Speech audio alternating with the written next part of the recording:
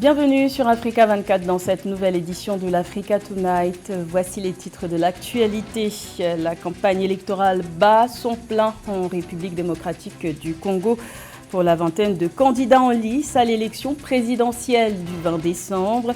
Le président Félix Tshisekedi est candidat à sa propre succession pour un second mandat.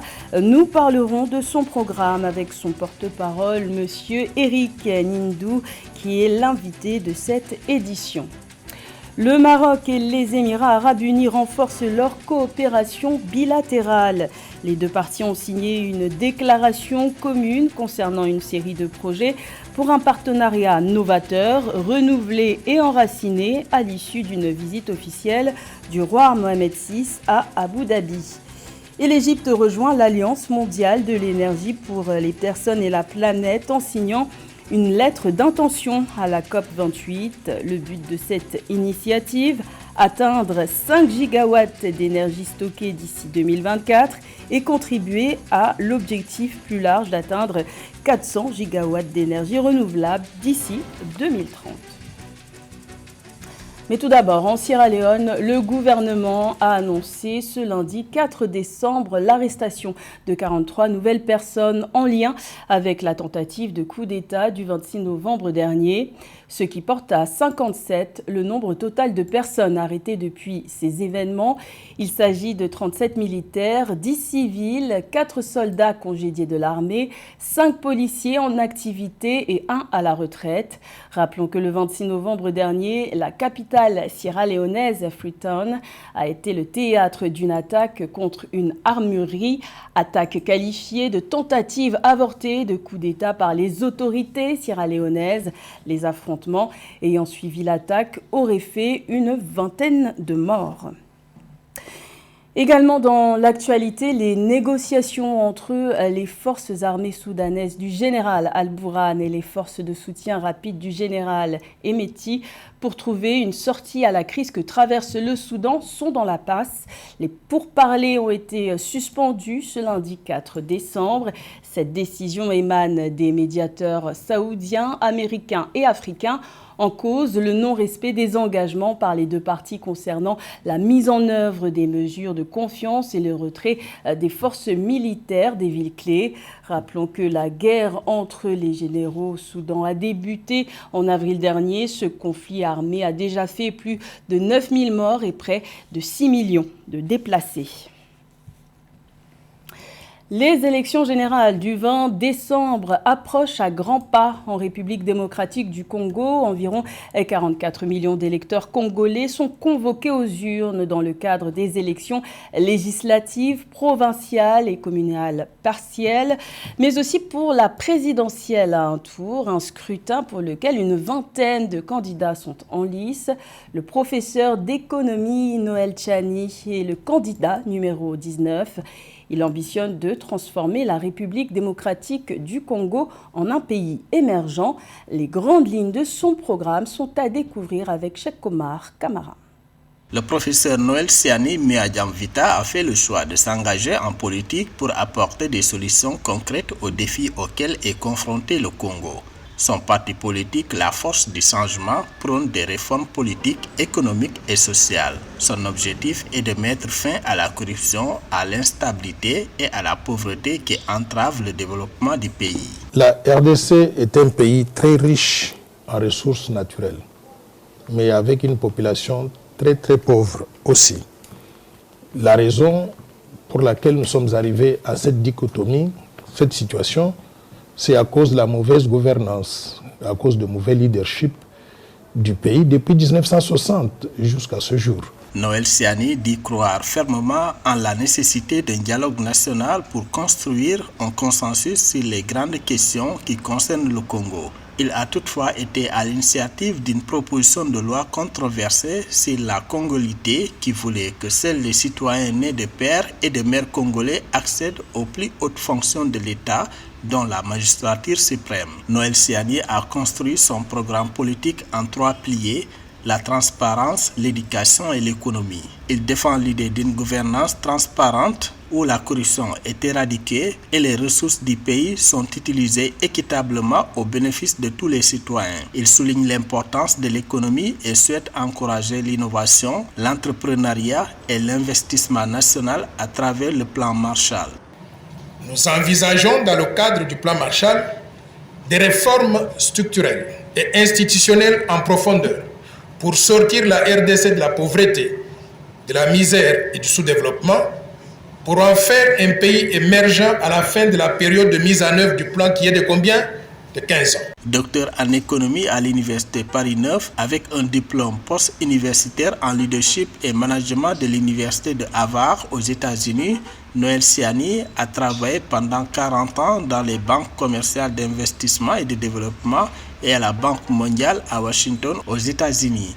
Il a aussi enseigné cette discipline dans plusieurs universités à travers le monde. Candidat à l'élection présidentielle de 2018 en RD Congo, Noël Siani avait remporté 0,13% des suffrages, soit 23 548 voix.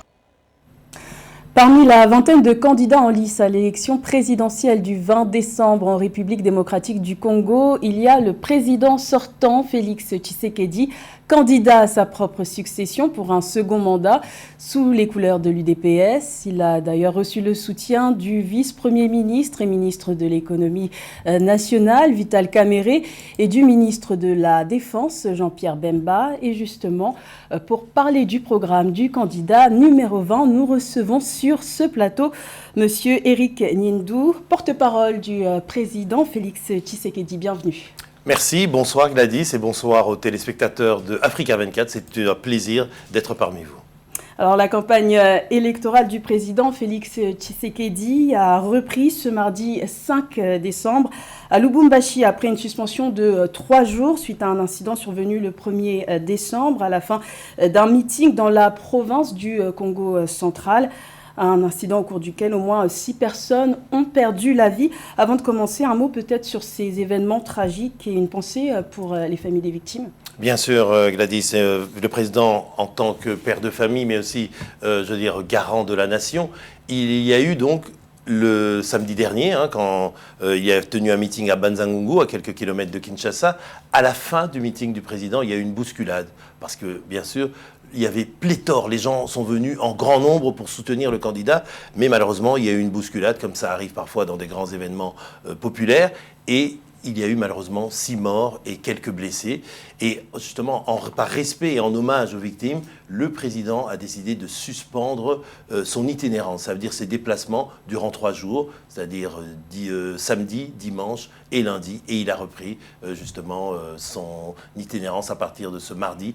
Il est désormais dans la province du Katanga, donc le Grand Katanga, où il va sillonner justement cette partie du sud-est du pays. Alors vous pouvez rassurer, est-ce que la sécurité maintenant est assurée? Il n'y aura pas de problème par la suite? Bien sûr, mais même à ce moment-là, Banzangungu, la sécurité était assurée. Donc ce n'est pas... c'est pour ça quand on parle d'incident, il faut être bien précis. Ce n'est pas qu'on a agressé les gens. C'est les gens, dans leur mouvement de bousculade, ça a été agressé. Mais bien sûr qu'on en a tiré des leçons et que cette fois-ci, la sécurité sera stricte, l'organisation, pour que les gens puissent être évacués par des couloirs qui sont bien ordonnés, bien sécurisés et qu'il n'arrive pas de malheur. Un accident est toujours possible, mais on espère qu'il n'y en aura pas. Parce que c'est une grande fête, vous savez, une campagne électorale, c'est une grande fête, c'est la rencontre d'un homme et de son peuple, et il faut que ça se passe dans la joie et vraiment dans la mobilisation, et pas justement dans le malheur avec de tels accidents. En arrivant au pouvoir, le président Félix Tshisekedi avait promis d'améliorer le quotidien des Congolais en prenant le slogan de l'UDPS, le peuple d'abord, une réplique chère à son défunt père, Étienne Tshisekedi. Est-ce qu'au cours de ce mandat, on peut dire que cette devise a été respectée? Absolument, cette devise a été respectée parce que c'est le leitmotiv de l'action de Félix Tshisekedi, le candidat numéro 20, comme vous l'avez dit. En fait, c'est tout faire pour le peuple, tout faire pour l'intérêt général du Congolais. Et quand vous voyez d'ailleurs ce qui a été mis en œuvre, je ne parlerai que de 2 mesures phares parmi les nombreuses qui ont été mises en œuvre durant ces 5 premières années. La gratuité de l'enseignement primaire, ça a permis à 5 millions de jeunes enfants qui ont pu accéder à l'école. Autrement, ils n'auraient pas pu le faire parce que leurs parents n'avaient pas les moyens de le faire. Donner la chance à des enfants d'accéder à une éducation, savoir écrire, lire et compter, ça leur donne des chances pour la vie. En plus de ça, on a observé que parmi ces 5 millions, il y avait une majorité de jeunes filles. Et l'on sait que dans les pays en voie de développement, quand les filles sont éduquées, quand elles vont à l'école, ça permet au pays d'aller beaucoup plus loin et beaucoup plus vite dans son développement. Et ça concerne le peuple. Deuxième mesure, la mise en place de la CSU, la couverture santé universelle. Ça n'avait jamais été fait au Congo. C'est-à-dire que comme dans des pays comme ici, nous sommes en France, les gens ont droit à une sécurité sociale. Quand ils sont malades, c'est la mutualisation justement des cotisations qui permet de payer une partie de leurs soins médicaux. Au Congo, ça n'existait pas. Et aujourd'hui, avec la CSU, les Congolais vont avoir accès à ces soins, à cette couverture santé universelle. Le premier volet de cette couverture santé universelle concerne la mère et l'enfant, puisque ce sont les femmes enceintes, la gratuité de l'accouchement et des soins pré- et post-nataux, ce qui va permettre de réduire considérablement le taux de mortalité infantile et aussi le taux de mortalité des mères lors de l'accouchement. Ce sont des mesures qui concernent le peuple, donc on reste dans cette cohérence-là d'avoir une action pour l'intérêt général et avant tout pour le peuple. Dans le mandat dans le premier mandat du président, il y avait aussi comme priorité l'électricité, l'accès à l'électricité pour tous. Après 5 ans de gouvernance, quel bilan peut-on tirer ? Justement, le bilan qu'il a tiré, c'est que des chantiers ont été lancés, nombreux dans le pays. Par exemple, la centrale de Boussanga a été inaugurée. Boussanga, c'est dans le Lualaba, dans le Lualaba, donc au sud-est du Congo, une centrale qui va donner justement énormément d'énergie pour pouvoir non seulement aider l'industrie minière qui est dans le coin, mais aussi éclairer une ville comme Kolwezi ou tous les alentours de ce territoire. À Kinshasa, la centrale de Kinsuka a été inaugurée aussi récemment. Elle donnera aussi de l'électricité à des millions de Kinois. Kinshasa, vous savez, c'est une grande ville de 15 millions d'habitants dans laquelle il y a souvent des coupures de courant. Mais ça ne date pas de l'époque du président, ça date de depuis longtemps.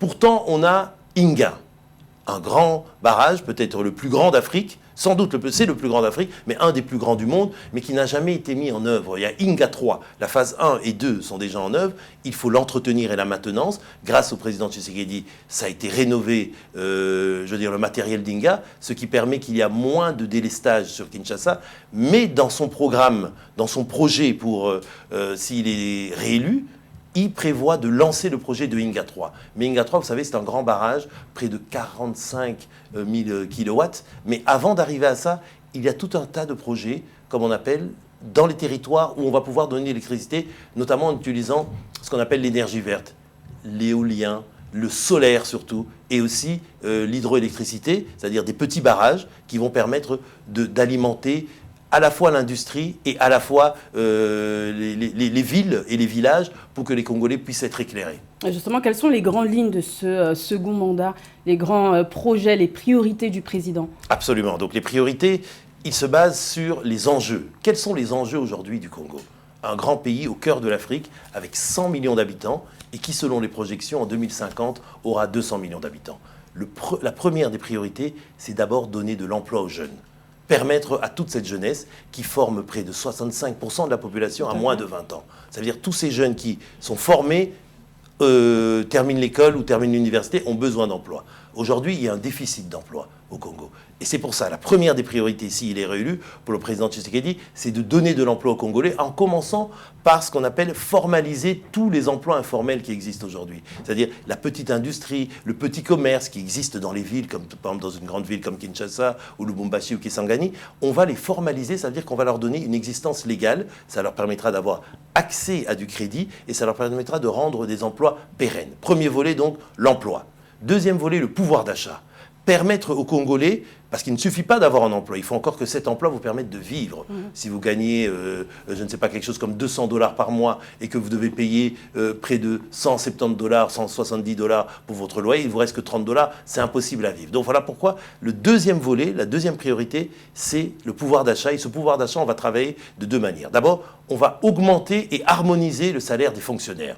C'est là-dessus que l'État va agir. On l'a déjà fait dans le premier mandat avec les professeurs, on l'a déjà fait avec les policiers, on l'a fait avec les soldats, on l'a fait avec un certain nombre de personnes qui travaillent dans la fonction publique. On va encore le faire pour harmoniser cela, engager des jeunes, envoyer les vieux à la retraite de façon vraiment ordonnée, parce qu'il y avait beaucoup de personnes âgées au Congo qui n'avaient pas accès à leur retraite et qui l'attendaient depuis des dizaines d'années. Tout ça va être harmonisé.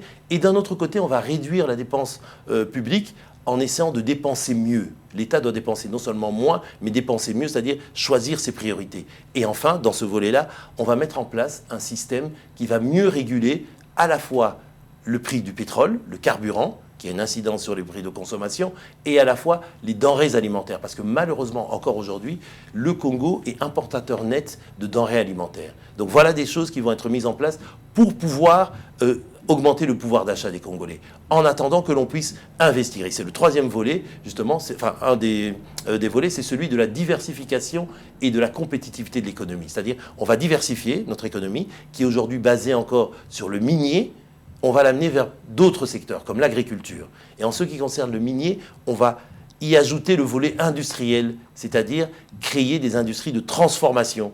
Parce que le véritable enjeu, c'est que le Congo puisse se réapproprier ses richesses. Vous voyez, qu'on puisse mieux maîtriser ça. C'est en quelque sorte dire qu'on a connu notre indépendance politique en 1960, avec Lumumba, Kasavubu, mais avec Tshisekedi, on va connaître notre indépendance économique. Ça veut dire que le Congo va pouvoir bénéficier de ses richesses. Et on ne pourra plus avoir ce paradoxe de dire que c'est un pays riche, premier producteur au monde du cobalt, mais malgré tout, une population très pauvre. Voilà, donc diversifier. Autre priorité, c'est celle de la sécurité. Vous le savez, il y a des problèmes à l'Est. Hein, on subit une agression du Rwanda via les suppôts du M23. Une agression que le Rwanda a toujours niée. Oui, mais ça a été documenté par les Nations Unies, donc il n'y a même pas à discuter là-dessus. Au cours du mandat du président Félix Tshisekedi, un rapport des experts de l'ONU a pointé du doigt donc, la poursuite du soutien actif de l'armée rwandaise aux rebelles du M23. Absolument. Est-ce que ça constitue une avancée justement dans la lutte contre l'insécurité à l'Est congolais? Non, parce que ça constitue une réalité de la cause de l'agression que subit le Congo, de la cause des malheurs des Congolais qui vivent à l'Est. Près de 1 million de personnes aujourd'hui sont déplacées là-bas, et ça renvoie à la communauté internationale. J'ai la chance d'être sur Africa 24, une chaîne qui est vue dans le monde entier. La communauté internationale a une responsabilité de condamner et d'avoir des sanctions contre le Rwanda, parce que c'est à cause du Rwanda que les Congolais souffrent à l'Est. Mais par rapport à ça, qu'a fait le président Tshisekedi? Il y a deux volets dans ce domaine. D'abord, le volet de la diplomatie. Il a travaillé sur la diplomatie, il a rencontré tous les voisins du Congo, il est entré dans des mécanismes, si on peut dire, sous-régionaux, processus de Nairobi, processus de Luanda, pour essayer de trouver des moyens de ramener la paix. Tous les voisins ont accepté, sauf le Rwanda. Il reste donc le volet aussi militaire, le volet de défense. Et là-dessus, qu'est-ce qu'a fait le président Tshisekedi? Il a réhabilité l'armée congolaise, il a redonné de la dignité à nos militaires, il a augmenté leur solde, il leur a donné, un apport social pour leurs familles, réhabiliter la gratuité des soins pour les familles des militaires, l'accès à l'école gratuite pour les familles des militaires. Aujourd'hui, l'armée congolaise est rééquipée, elle est prête à exercer son mandat, c'est-à-dire défendre la population congolaise. Mais on ne veut pas faire la guerre. Mais si jamais on est poussé à faire la guerre, on est prêt à la faire. Voilà, donc, volet, j'avais dit. Donc premier, emploi, deuxième, pouvoir d'achat, sécurité, diversification de l'économie. Il y a aussi l'accès aux services de base. L'éducation, l'eau, l'électricité, on en a parlé au début. Donc tout ça, ça fait partie du projet du président Tshisekedi, s'il est réélu, l'accès à l'eau, l'accès à l'éducation, notamment en construisant plus d'écoles. Près de 7000 écoles ont été construites durant le premier mandat, à travers notamment ce fameux programme de développement local au départ des 145 territoires. Enfin, dernier volet, pour ne pas être trop long, c'est celui qui concerne l'efficacité des services publics. C'est-à-dire que dans le cadre de la déconcentration du pays, avec les territoires qui existent, ce qu'on va faire, c'est qu'on va mettre l'État là où les Congolais se trouvent, c'est-à-dire dans les territoires. On a construit des bâtiments administratifs, ces bâtiments vont maintenant s'exercer. C'est-à-dire qu'un Congolais ne devra plus nécessairement venir à Kinshasa pour avoir ses papiers officiels, pour avoir son passeport ou d'autres choses. Il aura l'État près de lui. Okay. Pour la première fois, la diaspora congolaise va voter lors de cette élection. Le président Félix Tshisekedi a lui-même fait partie de cette diaspora pendant des années. Est-ce qu'il y a une stratégie spécifique qui a été mise en place pour capter les votes de la diaspora? Et quel poids donnez-vous justement au vote de la diaspora? D'abord, c'est un poids très symbolique. Ça veut dire que le Congo aujourd'hui dit à ses fils ses filles et ses filles qui vivent en diaspora, vous faites partie de la communauté nationale. Et c'est pour ça qu'on leur donne aussi ce droit de vote. On a commencé, comme on pourrait dire, par un projet pilote avec uniquement 5 pays. La France, la Belgique, le Canada, les États-Unis et l'Afrique du Sud. Il y a beaucoup de Congolais ailleurs, hein. Il y en a même plus dans certains pays voisins africains, mais on a commencé d'abord par ces pays-là pour des questions administratives. Et il faut dire la vérité, il n'y en a pas beaucoup. Par exemple, le pays où il y a eu le plus d'inscrits, c'est la France. C'est par exemple en France, il y a environ un peu plus de 5800 personnes inscrites. Ensuite, ça c'est, je pense, le deuxième pays, c'est l'Afrique du Sud. Et ensuite vient la Belgique. Aux États-Unis, par exemple, il n'y a que 388 votants. C'est très peu, mais symboliquement, c'est important. Pourquoi ? Parce que le lien qu'a cette diaspora avec le pays fait que cette diaspora se préoccupe de l'avenir du pays. Cette diaspora est en lien avec la famille qui est restée sur le territoire au pays. Et cette diaspora aide aussi économiquement le pays. Donc cette diaspora a une responsabilité sur l'avenir du pays. Et c'est pour ça que, par exemple, je suis aussi ici, mais pas simplement moi, d'autres personnes de l'équipe de campagne, on parle à la diaspora, on parle à travers vous, à travers les médias internationaux, à la communauté internationale pour dire « intéressez-vous aux élections au Congo ». Pourquoi ? Parce que ces élections concernent bien sûr en premier chef les Congolais, mais ça concerne aussi tout le monde, dans le sens que si le Congo n'est pas un pays fort, n'est pas un pays stable, n'est pas un pays sécure, ça veut dire que toute l'Afrique sera déstabilisée. Regardez ce qu'on vit depuis 30 ans, avec le trouble qui sévit à l'est du Congo, ça déstabilise toute la région. Et c'est pour ça que tout le monde doit être préoccupé de la stabilité du Congo. Et le seul garant de cette stabilité, c'est le président Tshisekedi. Parce que c'est lui qui aujourd'hui a le leadership au niveau africain, au niveau mondial, pour pouvoir interpeller ses pairs et ses homologues des autres pays et leur dire « voilà ce que le Congo veut ». Il a réhabilité la diplomatie congolaise. Il a été président de l'Union africaine, président de la CEAC, président de la SADC. C'est-à-dire aujourd'hui, il a une aura. Aucun autre candidat n'a cette aura-là. C'est pour ça que le président a dit aux Congolais « écoutez, l'enjeu du 20 décembre, c'est soit on recommence à zéro, soit on consolide et on poursuit ce qu'on a déjà entamé. » Et moi, je pense que les Congolais seront conscients de ça. Et le 20 décembre, ils voteront en majorité pour le président Félix Tshisekedi. On est déjà arrivé à la fin du temps imparti, mais juste une petite question en 30 secondes. L'Union européenne a décidé d'annuler sa mission d'observation. Toutefois, il y aura des experts qui seront maintenus normalement à Kinshasa.